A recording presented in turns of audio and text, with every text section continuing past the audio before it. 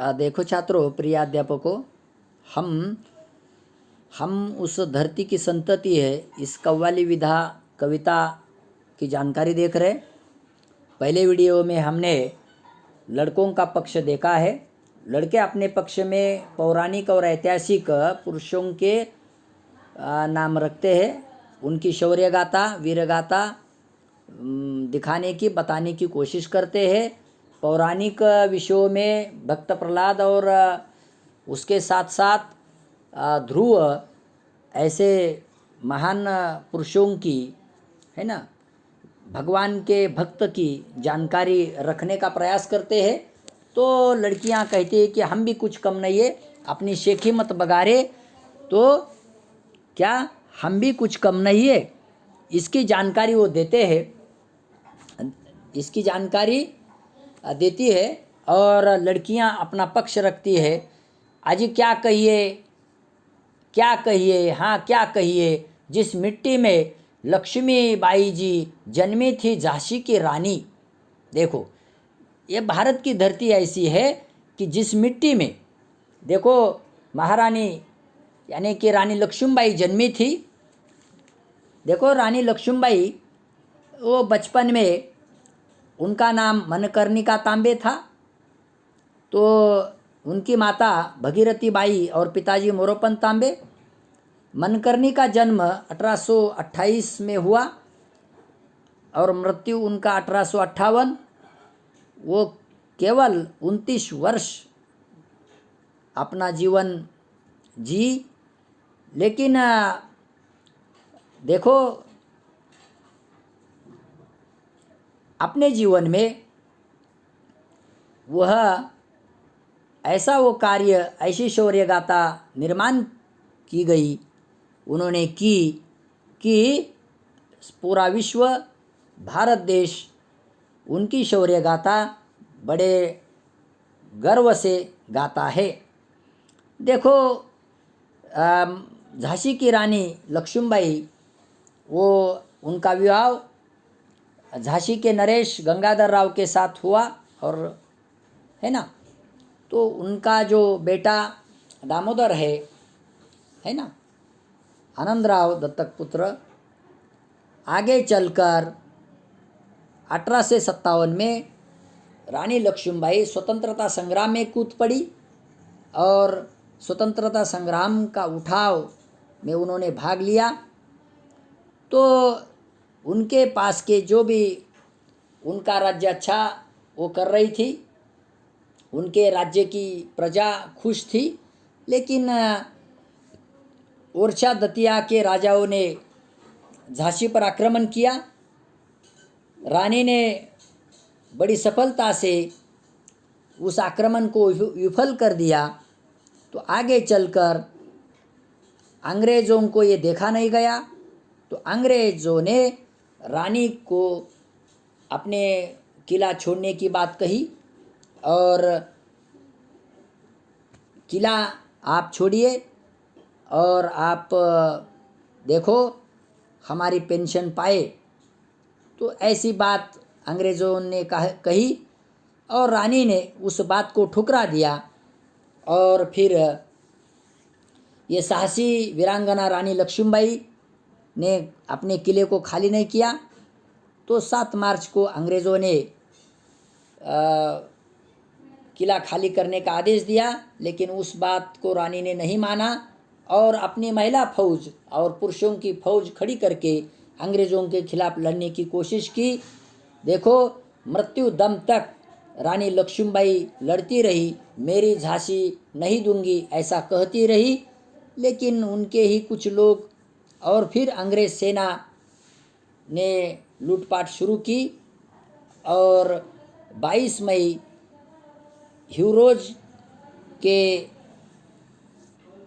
Hugh Rose ने आक्रमण किया। और फिर क्या हुआ, रानी पुरुषों का पोशाक धारण करके वो अंत तक लड़ती रही और फिर देखो वीर गति को प्राप्त हो गई।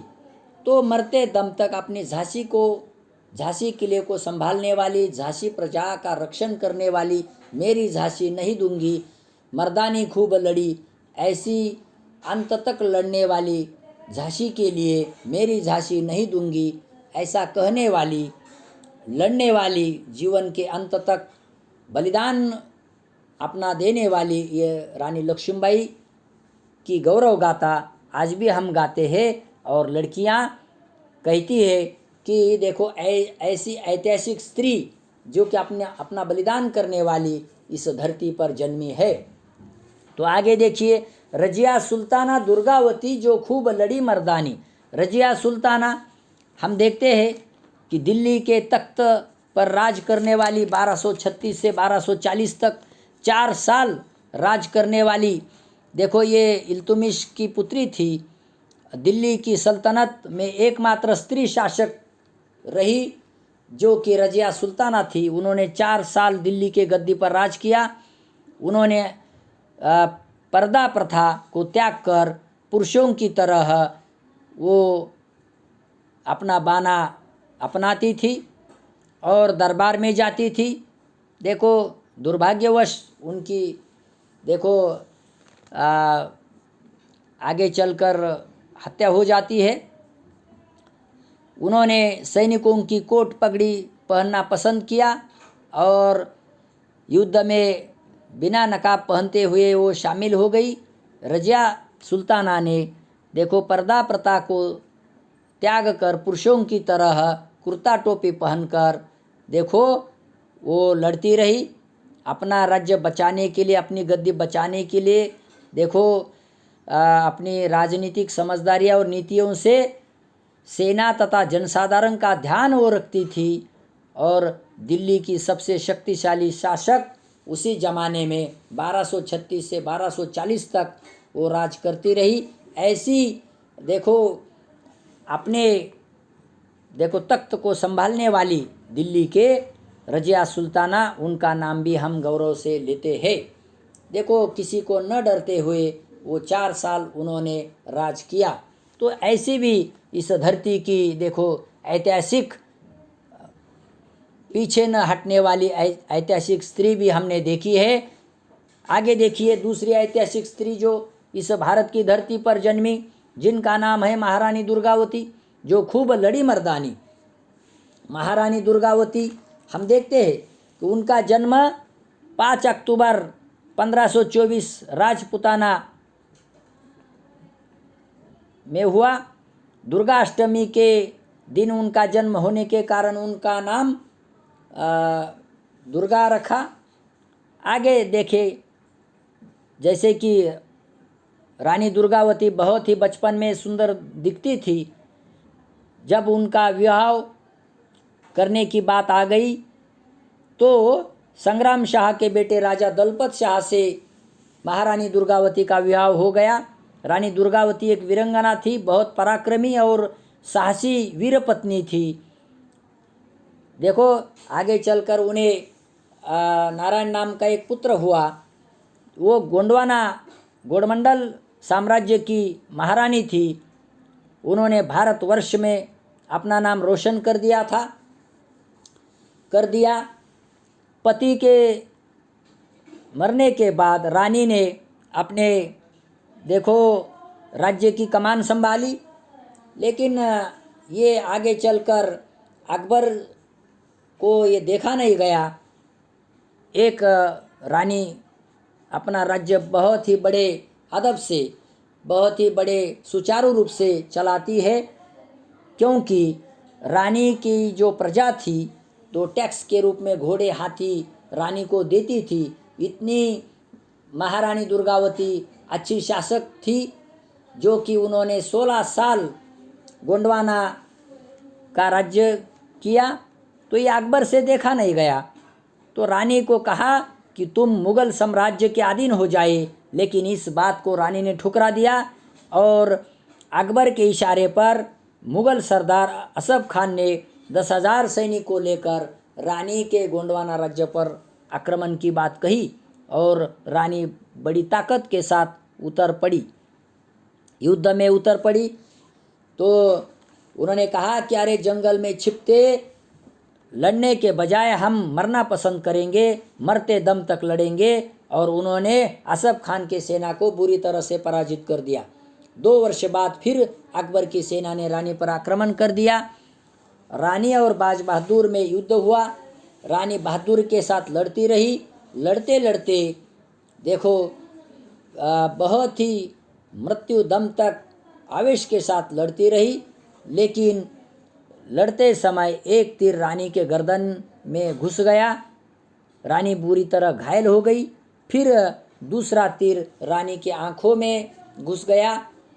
रानी पूरी ताकत के साथ लड़ती थी, रानी का सैन्य ताकत के साथ लड़ता था, लेकिन अकबर की सेना बहुत होने के कारण, ज़्यादा होने के कारण रानी देखो बुरी तरह से घायल हो गई और उनका मुंह तोड़ जवाब दे रही थी। तो रानी ने कहा अपने महावत से, देखो मैं तो बुरी तरह से घायल हो चुकी हूँ, आप मुझे दुश्मन के हाथ मत लगने दो। देखो मैं दुश्मन के हाथ नहीं लगना चाहती, आप मुझे क्या करो, अब मेरा बचना मुमकिन नहीं है, तो मुझे आप मार दो। लेकिन महावत ने कहा कि मुझे माफ़ कर दो, मैंने आपका नमक खाया है, मैं तलवार नहीं उठा सकता, आपको नहीं मार सकता। लेकिन रानी ने अपनी ही तलवार निकालकर अपने सीने में घोंप दी, देखो, और रानी वीर गति को प्राप्त हो गई। तो मृत्यु दम तक लड़ने वाली महारानी दुर्गावती देखो अंत तक गोंडवाना राज्य उन्होंने बहुत अच्छी तरह से चलाया और प्रजा की रक्षा की। मृत्यु दम तक देखो महारानी दुर्गावती लड़ती रही और वीर गति को प्राप्त हो गई। आज भी गौरव के साथ उनकी गाथा गाई जाती है। तो ऐसी महारानी दुर्गावती ऐसे भारत की धरती पर जन्मी है। देखो रजिया सुल्ताना जन्मी है ना। तो ये मृत्यु दम तक लड़ने वाली लड़कियां कहती है अपने पक्ष में कि भारत की धरती देखो ऐतिहासिक स्त्रियों की रही है, ये बताने की कोशिश करती है। आगे देखिए, जन्मी थी चांद बीबी चांद जहाँ, पद्मिनी की जौहर की ज्वाला, सीता सावित्री की धरती, जन्मी ऐसी ऐसी बाला। देखो जन्मी थी बीबी चांद जहाँ, यानी कि चांद बीबी जहाँ जन्मी थी। देखो हम उनकी जानकारी देखेंगे। चांद बीबी ईस्वी सन 1550, तो ईस्वी सन 1599 है ना। विजापुर की अली आदिल शाह और अहमदनगर की निजाम शाही, देखो दक्कन की जो साम्राज्य था उनकी राज्यपालक रानी थी। रानी देखो विजापुर और अहमदनगर राज्य का रक्षण करने का उन्होंने काम किया। रानी चांद बीबी अहमदनगर निजाम शाह पहला हुसैन की पुत्री थी। आगे चलकर उन्होंने चांद बीबी का देखो पुत्री थी, उन्होंने अपनी लड़की चांद बीबी का विवाह विजापुर के पहले अली आदिल शाह इनसे किया गया हुआ। और देखो वहाँ कुछ अली आदिल शाह के मृत्यु के बाद, सत्ता संघर्ष होने के बाद, जो चांद बीबी है फिर अहमदनगर निजाम शाही में अहमदनगर में आई और वहाँ 1596 से 1599 इस काल में निजाम शाही का तख्त संभालने का, राज्यपालक बनने का काम उन्होंने किया। लेकिन मुग़ल जो थे निजाम शाही को ख़त्म करने की बात उन्होंने कही और अहमदनगर पर उन्होंने आक्रमण किया। चांद बीबी मृत्यु दम तक मुग़लों के साथ लड़ती रही, लेकिन निजाम शाही के कुछ सैनिक, उनको लगा कि चांद बीबी मुग़ल को फितूर हो गई है, इस बात की अफवाह उन्होंने फैल दी और असल में मृत्यु दम तक अहमदनगर के अपने राज्य की वो सुरक्षा करती रही, प्रजा की रक्षा करती रही। लेकिन उनका राज्य ख़त्म करने के लिए निजाम शाही के ही कुछ सैनिक सरदार मुग़ल को जा मिले थे लेकिन रानी को इस अफवाह में चांद बीबी को देखो ख़त्म किया गया। मृत्यु दम तक देखो चांद बीबी अपने राज्य के लिए लड़ती रही। तो इस बात से देखो चांद बीबी की हत्या हो गई और 2-4 महीनों बाद मुग़ल सेना ने अहमदनगर राज्य को अपना लिया। तो मृत्यु दम तक निजाम शाही को बचाने के लिए और अपने सेना की रक्षा करने के लिए चांद बीबी लड़ती रही। अंत तक उन्होंने अपना अच्छा राज किया। तो उनकी ये भी अपनी जान की बाजी लगाने वाली चांद बीबी, उनकी भी गाथा आज हम गौरव से गाते हैं। तो पद्मिनी की जौहर जाला जो रानी पद्मिनी है, जिसको हम महारानी पद्मावती कहते हैं, तो महारानी पद्मावती देखो लड़कियां अपना पक्ष रखती है लड़कों के सामने कि देखो ऐतिहासिक स्त्रियों में जो स्त्रियां रही है, जिसमें हमने देखा कि बीबी चांद यानी चांद बीबी, रानी दुर्गावती, रजिया सुल्ताना, झांसी की रानी लक्ष्मीबाई और पद्मिनी की जौहर जाला। हम देखते हैं कि रानी पद्मिनी को पद्मावती कहा जाता है। महारानी पद्मावती इतिहास के पन्नों पर बहुत महत्व रखती है। 12वीं और 13वीं शती के मुगलों के काल में देखो यहाँ अलाउद्दीन खिलजी का राज था। दिल्ली के तख्त पर अपना राज्य विस्तार करने के लिए ये मुग़ल राजा किसी भी हद तक जाते थे। रानी पद्मिनी की माता चंपावती थी, उनके पिता गंधर्वसेन। बचपन में ही रानी पद्मावती बहुत सुंदर थी और विवाह स्वयंवर में राजा रतन सिंह ने अनेक राजाओं को हराकर पद्मिनी का स्वयंवर जीता था। तो राजा रतन सिंह आगे चलकर वो कला के प्रेमी थे। उनके राज्य में देखो राघव चेतन एक संगीतकार भी था, वह जादूगर भी था। एक बार देखो राघव चेतन अपने राजा के यानी कि राजा रतन सिंह के खिलाफ जादुए करते पकड़ा गया था और राजा ने उसका मुंह काला करके गधे पर बिठाया और उसे अपमानित करके अपने राज्य से निकाल दिया, भगा दिया। तो देखो प्रतिशोध की ज्वाला में राघव चेतन निकला और भटकते भटकते दिल्ली पहुंच गया। वो जंगल में अलाउद्दीन खिलजी के कुछ सैनिक घूम फिर रहे थे। उन्होंने देखा कि एक बांसुरी वाला देखो व्यक्ति सुंदर बांसुरी बजाता दिखाई दिया। तो उन्होंने उन्हें पकड़ लिया और अपने राजा के पास ले गए। तो राघव चेतन ने कहा कि मुझे पकड़कर तुम क्या करोगे। देखो यानी कि चित्तौड़ में बहुत ही सुंदर राजा रतन सिंह की पत्नी महारानी पद्मावती बहुत ही अपने सौंदर्य से अलौकित है, सुंदर है। अगर उनका सौंदर्य आप देखते हैं तो आप फिदा हो जाएंगे। तो उन्हें पाने के लिए देखो अलाउद्दीन खिलजी चित्तौड़ पर आक्रमण की बात करता है।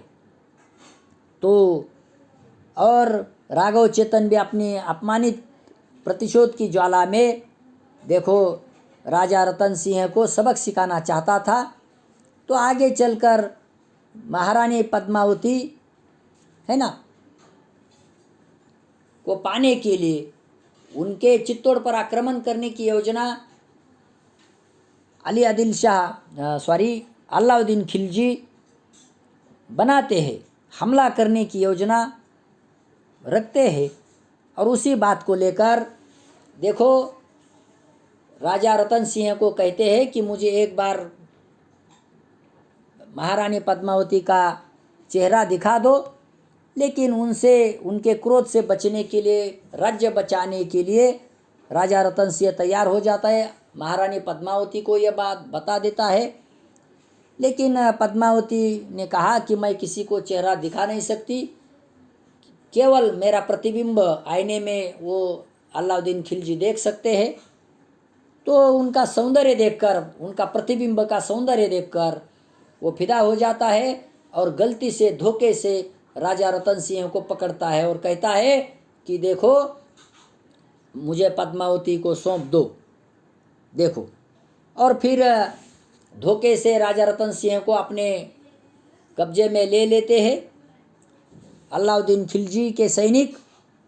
और आगे चलकर देखो, उनको, राजा रतन सिंह को छुड़वाने के लिए उनके सैनिक सरदार पालकी यानी कि 150 पालकियाँ में शस्त्रधारी सैनिक को बिठाकर अलाउद्दीन खिलजी के खेमे में पहुंचा देते हैं कि ठीक है, हम महारानी पद्मावती को दासियों के साथ ले आए हैं पालकियों में, उनका स्वीकार कीजिए। तो आगे चलकर बात यह होती है कि उसमें शस्त्रधारी सैनिक बाहर निकलते हैं और वहाँ घमासान युद्ध हो जाता है और राजा रतन सिंह को छुड़वा लेते हैं। महारानी पद्मावती तो चित्तौड़ के किले में सुरक्षित रहती है। देखो छात्रों, हमने देखा कि महारानी पद्मावती चित्तौड़ दुर्ग में सुरक्षित रहती है और इस बात को लेकर अलाउद्दीन जो खिलजी है वो बहुत ही अपमानित होता है और पूरे ताकत के साथ चित्तौड़ पर आक्रमण करने की बात सोचता है। और देखो, पूरे 80,000 सैनिकों को लेकर चित्तौड़ दुर्ग पर आक्रमण कर देता है। राजा रतन सिंह के पास केवल 8,000 सैनिक थे। कुछ दिन जोरों की लड़ाई चली, मरते दम तक सैनिक लड़ते रहे। अकबर के अलाउद्दीन खिलजी के सैनिकों के साथ लड़ते रहे और फिर किले की सामग्री खत्म होने को आई। तब अपने सरदारों के साथ राजा रतन सिंह ने बैठक की कि देखो, किले की सामग्री खत्म हो रही है, अब क्या करें। अपने पास एक ही पर्याय है, एक तो किले का द्वार खोलना, नहीं तो जौहर करना। तो महारानी पद्मावती अपने दासियों के साथ उन्होंने कहा कि हम दुश्मन के साथ, देखो, हम दुश्मनों के हाथ नहीं लगना चाहती, तो हम जौहर करना पसंद करेगी। तो उन्होंने देखो अपने पतियों के साथ विचार विमर्श करके विशाल जौहर देखो ज्वाला निर्माण की गई और बड़े पहट के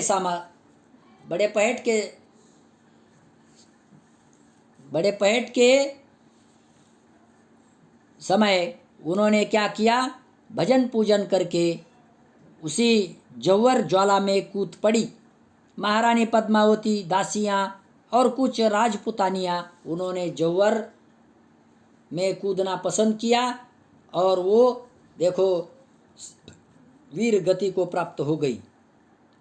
तो यहाँ ये अलाउद्दीन खिलजी के सैनिक बाहर राह देखते रहे। उन्होंने जौहर की ज्वाला देखी और सुबह की राह देखते रहे।